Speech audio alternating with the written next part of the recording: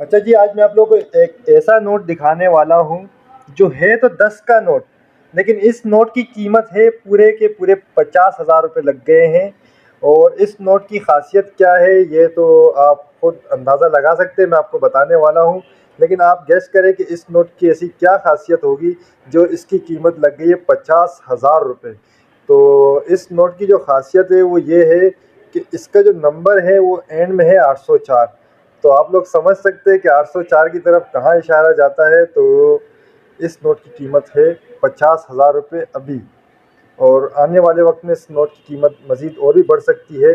तो जिस मेरे भाई को ये नोट चाहिए, हमसे वो परचेज़ करना चाहते हैं, तो वो हमसे रब्ता करें। हम अपना नंबर डिस्क्रिप्शन में मेंशन कर देंगे।